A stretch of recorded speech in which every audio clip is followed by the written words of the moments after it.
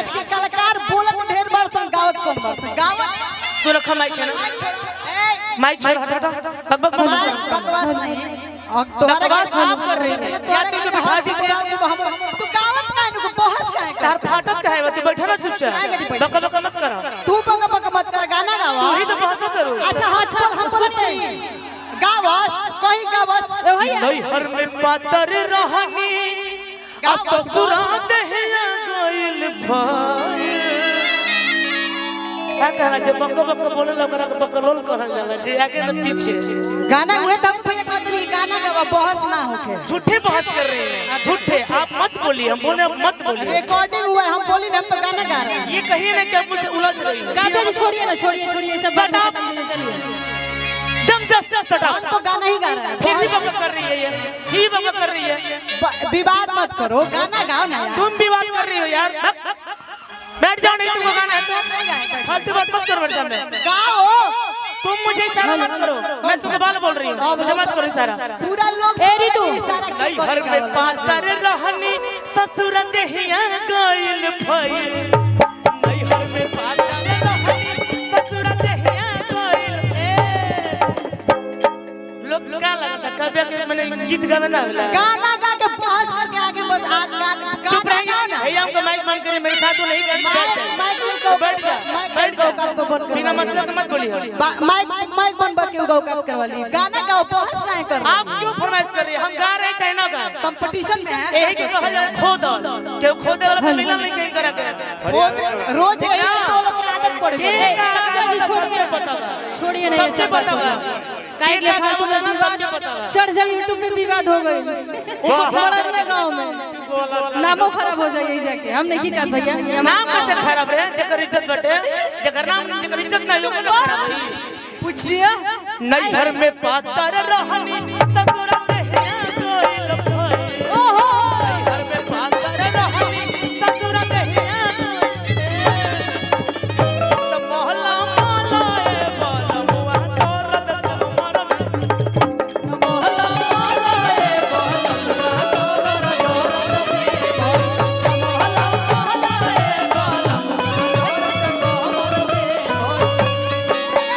तो नदिया पासे मोर भला नहीं ये क्या करे ऐसे ये नहीं अरे छोड़ो यार ये सब बातों को का पे आधे को चुतियापन नहीं हमको ये मत समझो कि आप फलाने गाना गा रहे गाना गाओ चुपचाप तुमने बोला मैं बैठ गई ये उलझ छोड़िए ना सब लोग दोनों लोग बैठिए बात करने का तुम लोगों का आदत हो गया है गाना गाओ चुपचाप हम तो गाने की बात कर रहे हैं फिर भी बकबका रही है फिर भी बकबका हम बैठ गए फिर भी तुम इधर आके पागल की तरह बोल रही हो बेवकूफ लो बेवकूफ हमरा कहे यही पागल वाला अब देखिए चुतिया पाया बेचारे हैं तो ठंडा हो जाएगा दौड़ के आ रही है चुतिया पाया ना ये सिर्फ ट्रोल होने का तरीका है समझ में YouTube पे बस वीडियो हेलो राकेश जहाँ कहीं भी हो हेलो वैगनार इसकी रोड के बगल वैगनार खड़ी है राकेश ठीक बा भैया हम आप लोग खातिर गावत नहीं बैठी जा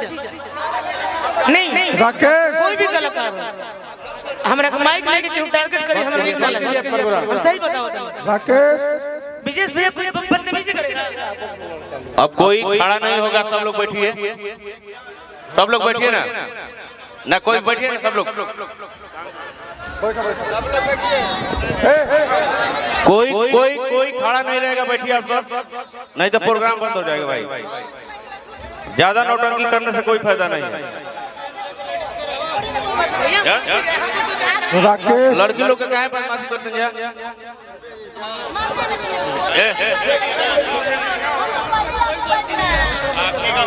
भैया हम कुछ गावत नहीं चाहे आप कुछ गावत नहीं हम आपके संग गावत नहीं तो रहुआ हमके टारगेट करब कि हम का गाएब तू सिखैबो जे हमके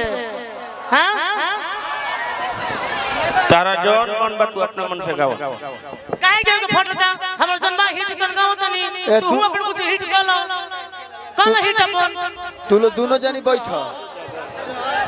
देश विदेश हर जगह घूमे नहीं ज्यादा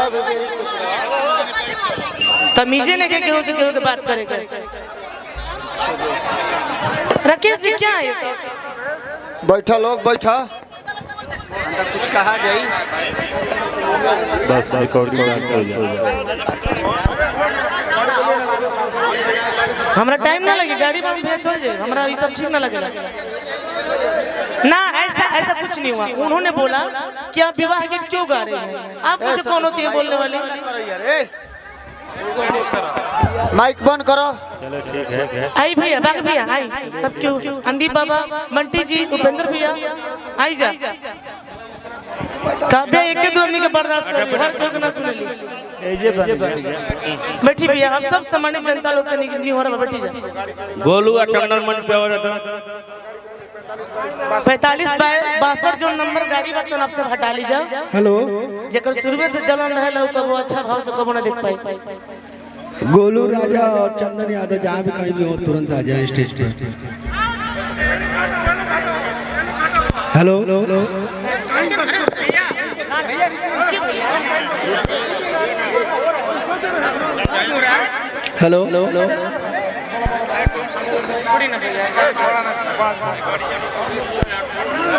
ये काबे दीजा BR 31 AU 45 जेकर जोन बाग अपन गावत ना केहू के सिखाई कि तू हई गावा। पंकज भैया, ए रेशमा आओ जल्दी, बाबू रेशमा आओ बेटा। नहीं भैया, हम 2-4 दिन से इतना टेंशन में उलझे के लोग कोशिश करो ताटे। अपन तो कुछ हिट नहीं है, झूठरा के आवत है टारगेट करे। हाय भैया कि खेतवा बधारना। आज रितिका जी, मोहिनी जी आप लोग आए, मतलब सिंगल तरह जमाना नहीं, हम दूसरा के क्या पड़ला। हाँ मोहिनी, कितना प्रेम से उसको बहन बोल रहे थे। और रितिका, मोहिनी और के खेतवा बधारना, हर पैसा मंगला कि दीवारा जमुनिया में ही समंगला। आइए ना, कितना टाइम लग रहा है आप लोग आने में। एगो देवर भौजाई के रोल बा यार, कुछ प्रेम की इशारा की बात होला पर तुरंत लोग टारगेट करता। गजब बात बेटे कि खेतवा बधारना, खेतवा बधारना पैसा मांगला, देवरा जवानिया में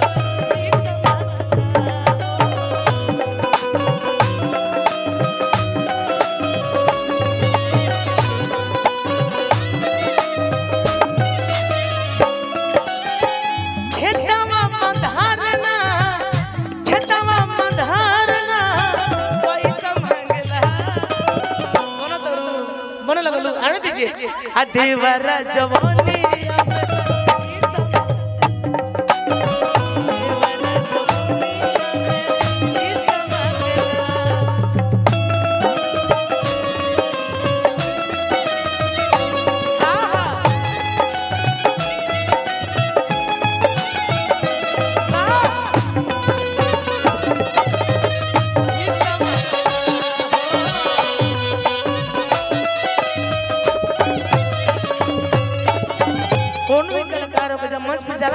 भैया चलत रहे। अंदीप बाबा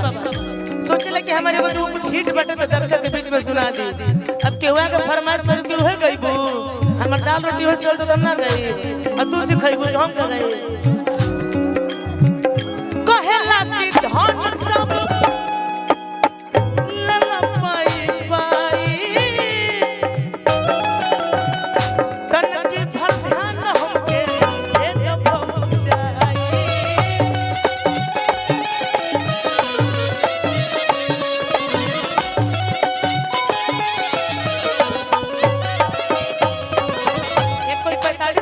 गाड़ी है, कृपया उसे हटा ले। 45-62 बस गावे दीजिए। नया लोग सुनने को कहता हूँ, नया गावे नहीं, बस सुनने की क्षमता रहना चाहिए। कहेला कि धन सब लला पाई पाई, तन की भर ध्यान हमके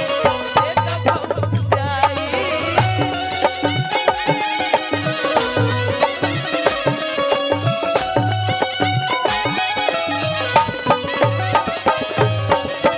जो गावली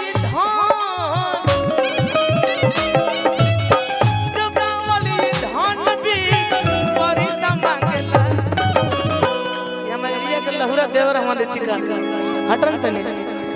आई आई जो गावली धान रे परिसा मंगला आई मान ले का नाम रख दे तनी हम ब्रिजेशवा जवानिया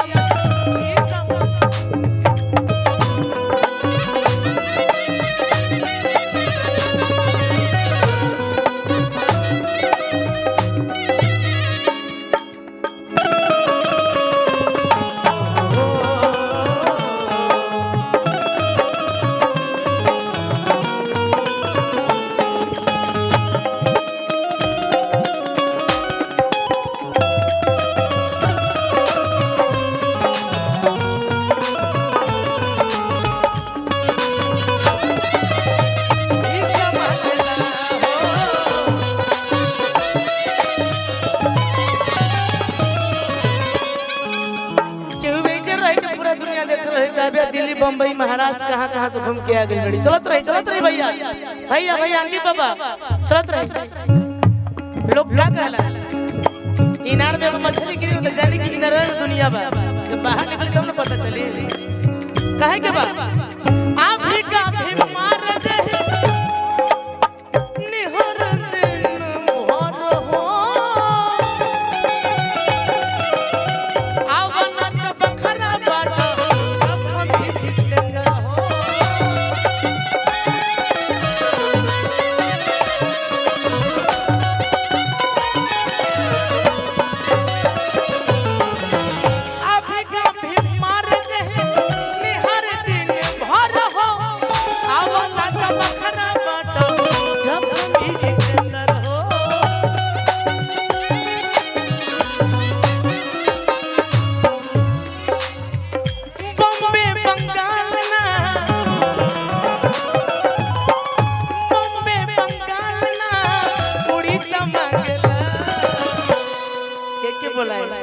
हम कलाकार के ना बोला बनी क्यों क्या जैसे बोलोले खाली तो देखा तेरे बाबा लोग अधेवरा चौपनिया में ही सब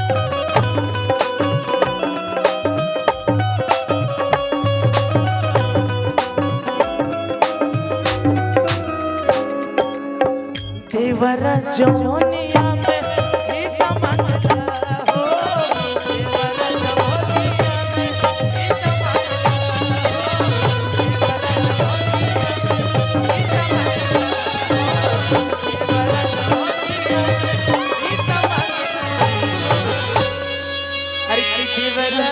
जमुनिया में रही समंगला आई कुछ तू लाइन कह दू लाइन हम कह अभी तू हमके मत सिखावे लगे कि हम का गाई ना ना हमरा ई कुल विवाद में नहीं खरई हम विवाद में ना रहिला तारा ना चले तो तू जाके बैठ जी ना ना ठीक बा हम विवाद